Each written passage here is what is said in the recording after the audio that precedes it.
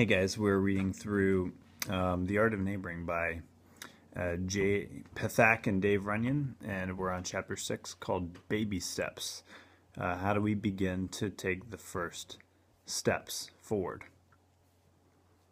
Making a big splash is not the key, even to making a big impact.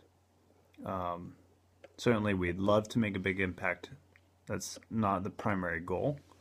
But that certainly is a valuable, viable goal.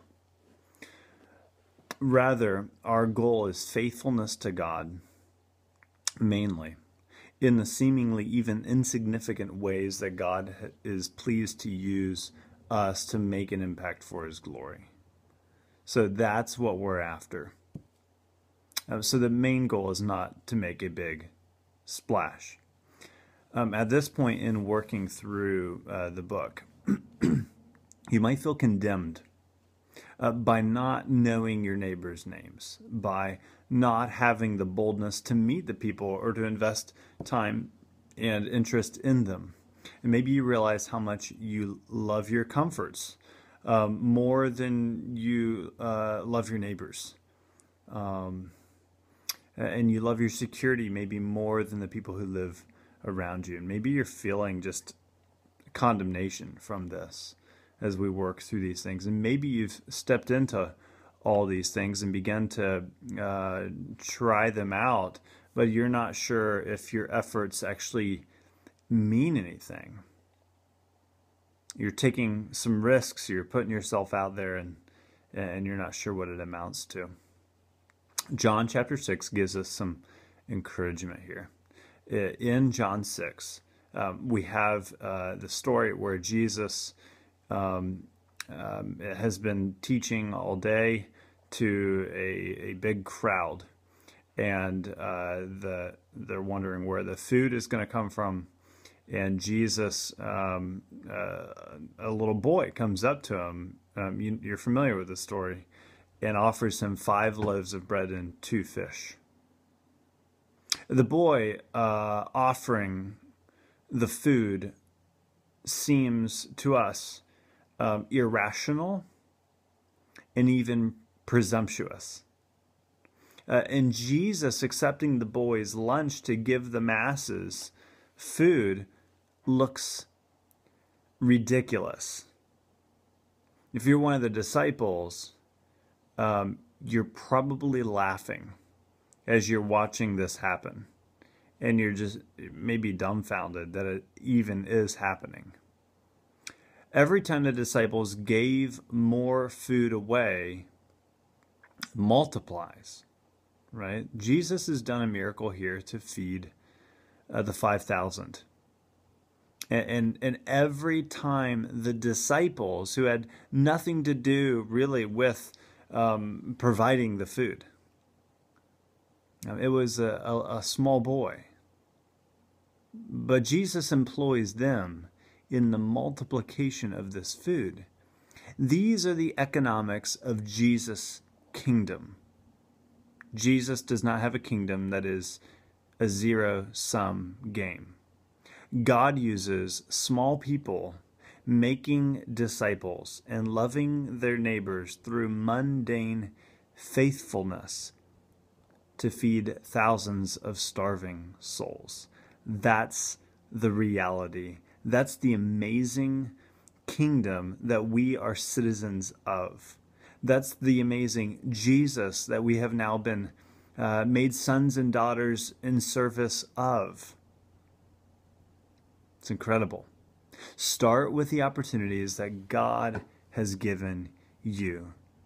You don't need a master plan for a big splash to do the amazing.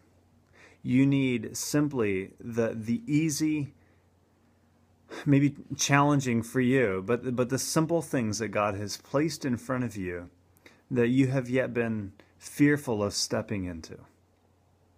Start with the opportunities that God has given you. When you give away what you have, the authors in the book say, Jesus will give you more to give. Let me say that quote again.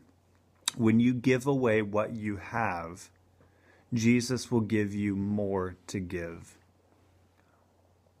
Anything that Jesus calls us to, anything that Scripture commands of us, God provides the means for. Do you believe that? Then mission is not as risky as we feel it to be. Maybe you're having a hard time motivating your community group in mission. This is going to be very natural. This is predictable. It is hard when you begin to put your feet to the ground and your hand to the plow to get really forward motion with your group is normal in our world, in our culture. Unless it feels very social justice oriented or unless there's a feeling that we're affecting change in the world in some very tangible way, mission by and large, and sometimes even those things are hard to motivate. And what you need to consider is that you don't need to overcomplicate it. Simplify it and just do something. Just do something. Each semester, as you think through mission, if you're having a hard time with the motivation, then just do something. And that may sound backwards, but it's for a reason. Maybe baking and cooking with people in your neighborhood or whoever your mission focus group is. Planning a meal and inviting people just to bring food. Super simple. If you play sports with people. And if you're running into the motivation challenge yourself, doing these things in your own neighborhood. Do you watch football? Well, watch sports with other people. Invite a neighbor over. Maybe you have a favorite show and you find out that a neighbor or someone in your mission focus group likes that same show. Well, invite them over and watch a show together. Very easy. Find a very no-brainer sort of common ground there to begin to invest and begin to create gospel connection, gospel interaction with them. They have kids. You have kids. Take them to the park. Go hang out with them at a park. Invite them to eat with you. Help an elderly person maybe in your neighborhood with a chore or repair.